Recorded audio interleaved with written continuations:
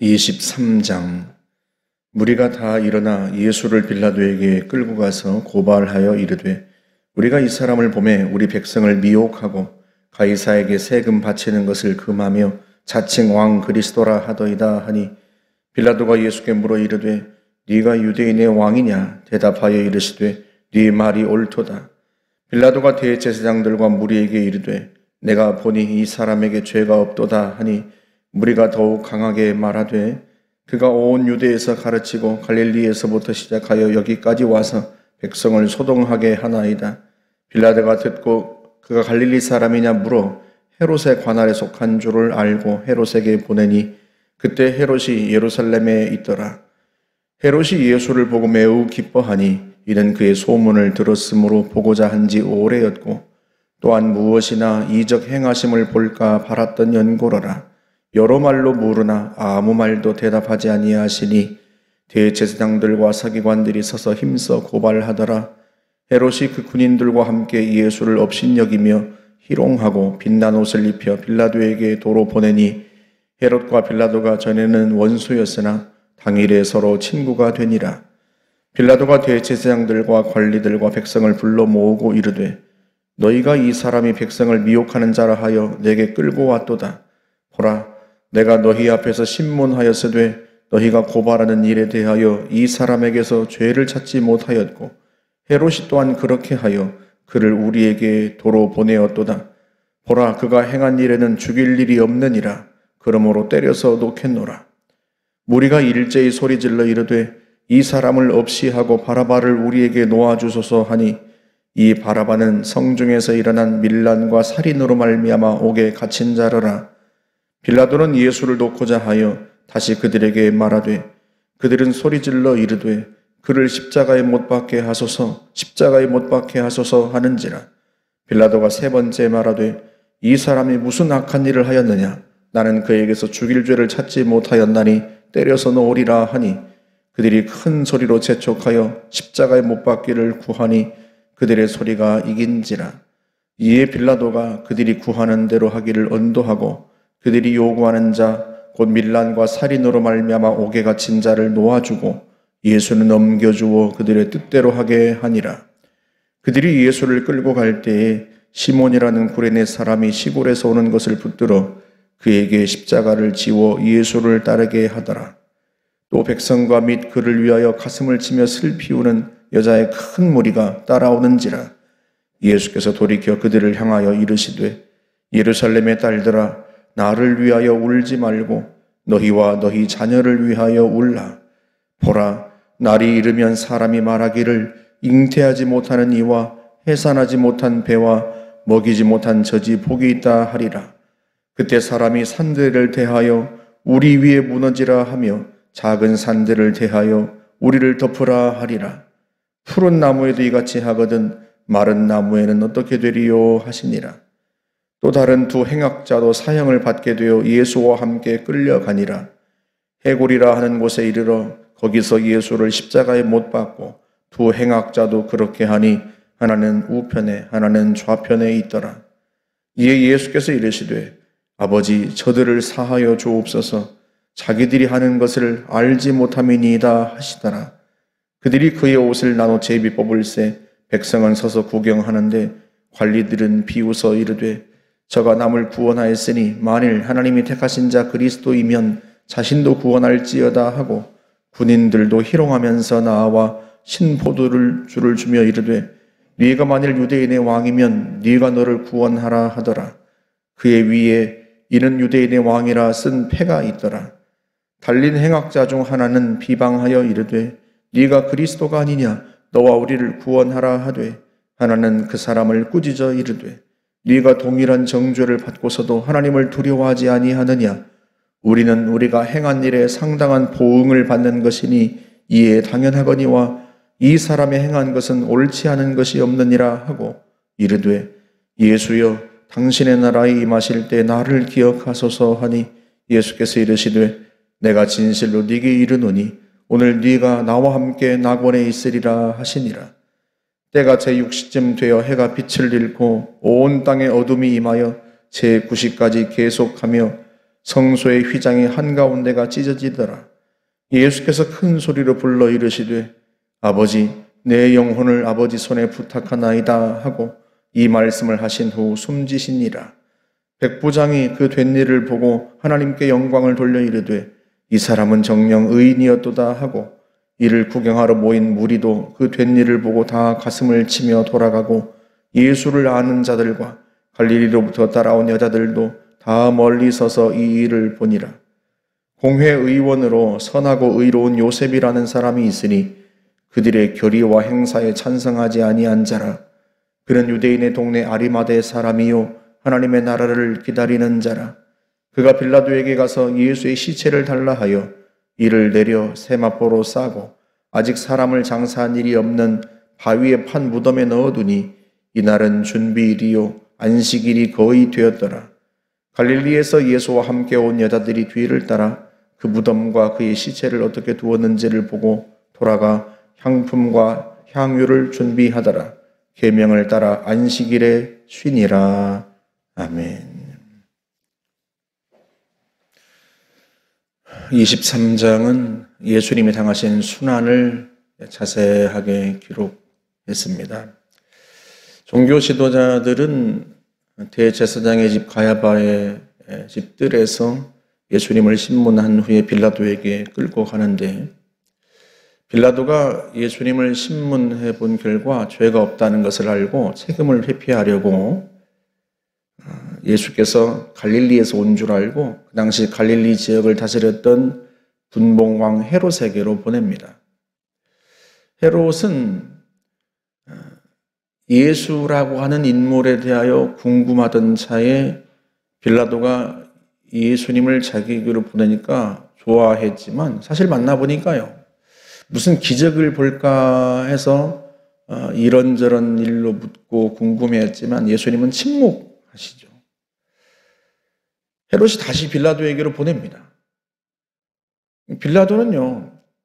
아무리 봐도 예수님이 죄가 없는 것 같고 헤롯 역시도 자기에게 그냥 돌려보냈고 그래서 채찍질을 하고 매질을 해서 놓아주고자 했지만 대제사장들과 또 장로들 또 그들에게 매수된 군중들의 압력에 못 이겨서 끝내 예수님에게 사형 언도를 내려서 십자가에 못 박게 합니다. 그렇게 해서 예수님을 이제 십자가에 못 박으려고 해골 그러니까 히브리 말로 골고다라고 하는 곳으로 끌고 가는데 예수님이 십자가에 못 박히실 때 그때 예수님과 함께 십자가에 못 박힌 두 죄수가 있었어요. 그래서 그 골고다 언덕에 세 개의 십자가가 세워집니다. 35절에 보면 백성들은 서서 구경하고 관리들은 비웃고 군인들은 조롱하였다. 이렇게 말씀을 합니다. 그러니까요, 모든 사람들이 예수님을 비난하고 조롱하고 있는데 그 중에 한 사람이 십자가에 매달린 그 무력한 예수님께 구원을 간청합니다. 그 사람이 바로 두 행악자 중에 한 사람이에요. 예수님이 좌우편에 매달린 행악자 중에 한 사람이 다른 사람들처럼 예수님을 비난합니다. 네가 그리스도면 너와 우리를 구원하라 하고 비난하자 다른 사람이 그를 꾸짖습니다. 우리는 마땅히 우리가 행한 일에 대하여 보응을 받는 것이다. 그러나 이분은 하나도 옳지 않은 일이 없는 분이시다. 네가 동일한 정죄를 받고서도 하나님을 두려워하지 아니하느냐 하고 꾸짖습니다. 동일한 정죄를 받고서도 그러니까 네가 똑같이 처형을 당한 신세이면서도 하나님이 두렵지 않느냐 하고 꾸짖는 거죠. 죄수이면 마땅히 자기가 받는 형벌을 달게 받으려는 마음도 있고 또 자기가 지은 죄에 대하여 뉘우침과 회개가 있어야 된다는 의미예요. 네가 똑같은 처형을 받은 신세이면서 네가 죄를 지은 사람이면서 누구를 비난하고 누구를 조롱하느냐, 그런 의미입니다. 너는 하나님이 두렵지 않느냐.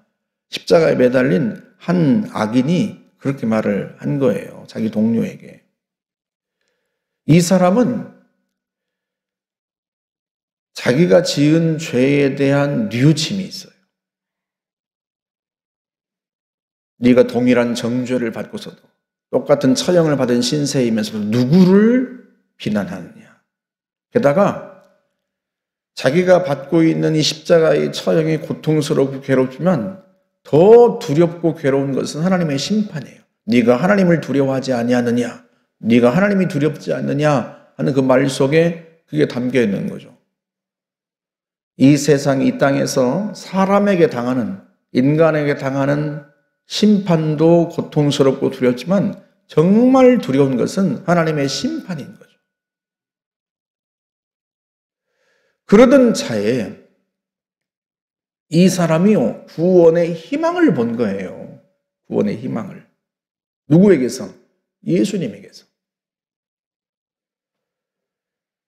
여러분, 이 사람이 예수님에 대한 소문을 들었겠죠. 그러니까 이분은 옳지 않은 것이 하나도 없다. 네, 그렇게 얘기를 했겠죠.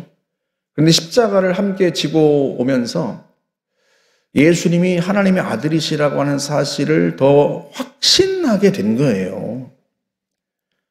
여러분, 보통 죄수들은요, 십자가형을 언도받은 죄수들은 자기들이 매달릴 그 십자가를 짊어지고 처형 장소까지 오게 됩니다. 그런데 예수님과 함께 자기 십자가를 짊어지고 오는 도중에 일어난 일들이 그의 눈을 열어준 거죠. 많은 여인들이 예수님을 따라오며 울자 예수님께서 그들을 향하여 말씀하시잖아요. 예루살렘의 딸들아, 나를 위해 울지 말고 너희와 너희 자녀를 위해 울어라. 그러니까 이분은 지금 앞으로 곧 당할 십자가의 두려움, 고통과 두려움이 문제가 아니라 아무 일이 없는 저 여인들이 염려가 되는 거예요. 그 자녀들이 염려가 되는 거예요. 자기가 지금 십자가의 고통을 당하면서 십자가의 고통을 당할 위기에 놓여 있으면서도 자신을 염려하는 게 아니라 아무 일이 없는 평안한 다른 사람들을 염려하는 거죠. 사람은 보통 자기 일이 우선이에요. 자기가 당하는 일이 우선이고요. 자기 고통이 다른 사람의 고통보다 훨씬 크고요. 그런데 예수님은 다른 거예요. 거기다 더 결정적으로 십자가에 못 박힌 순간에 예수님이 기도하시는 걸 들었단 말이죠. 아버지, 저들의 죄를 용서하여 주십시오. 무슨 일을 하는지 자기들이 알지 못합니다. 이 한마디가 그의 눈을 확 뜨게 했을 거예요. 그가 말하는 것처럼, 이 행악자가 말하는 것처럼 자기가 소문을 들었을 때 예수님은 옳지 않은 것이 하나도 없고, 또 빌라도도 죄가 없어서 놓아주려고 했고, 헤롯 역시도 그냥 풀어주었고, 그럼에도 불구하고 억울하게 십자가형을 언도받고 십자가에 매달린 거 아니겠습니까? 그러면 보통 사람 같으면요, 너무 억울하고 너무 분해서 자기에게 이런 일을 행한 사람들을 저주하고 분노하고 보통은 그런단 말이죠. 그런데 자기를 십자가에 매단 자들을 향하여서 용서해달라고 기도하고 있는 거예요. 누구에게? 아버지. 이 아버지는 누구를 가리켜요? 그때 당시 유대 사람들이 알고 있는 죄를 사할 수 있는 권세를 가진 분은 유일하게 하나님 한 분이십니다. 하나님을 향하여 아버지라고 기도하면서 저들의 죄를 용서하여 주십시오. 지금 무슨 일을 하는지 자기들은 알지 못합니다. 라고 하는 그 말이 이 행악자의 눈을 뜨게 한 거죠. 그래서 이 사람이 예수님께 간청합니다. 어떤 주님께? 십자가에 매달려 무력한 예수님께 간청을 합니다. 예수여, 당신의 나라에 임하실 때 나를 기억하소서. 누구의 나라? 당신의 나라. 이분이 그리스도이시구나, 정말로. 이분이 하나님의 아들이시구나. 그 하나님의 나라에 임하실 때 나를 기억해 주십시오. 예수님께서요, 그 말을 듣고 내가 진실로 네게 이르노니 오늘 네가 나와 함께 낙원에 있으리라 하고 말씀하십니다. 여러분, 이 십자가에 매달린 이 행악자에게, 이 악인에게 예수님의 이 말씀은요, 얼마나 놀라운 말씀이에요. 자기에겐 더 이상 기회가 없는 줄 알았어요. 하나님 앞에도 용서받지 못하고 사람들에게 십자가형을 언도받고 이렇게 매달려 있고 하나님의 심판이 두려웠는데 그 마지막 십자가에 매달린 그 순간에 자기에게 찾아오신 구원의 주님을 그가 만난 거죠. 네가 오늘이라는 단어는요, 정말 이 사람에게는 특별한 의미로 다가오는 거죠. 네가 나와 함께 낙원에 있으리라 이렇게 주님 말씀하셔도 되는데 네가 오늘 지금 당장 나와 함께 낙원에 있을 것이다 하는 것은 이 사람의 구원을 확실하게 하시는 말씀이에요. 주님은요, 누구라도 구원하고 싶으신 분이시고 사실은 저들의 죄를 용서해달라고 예수님이 간청하신 것도 성부 하나님께 자신의 십자가에 못 박은 저들도 구원의 대상이고 예수님은 모두를 구원하고 싶으세요.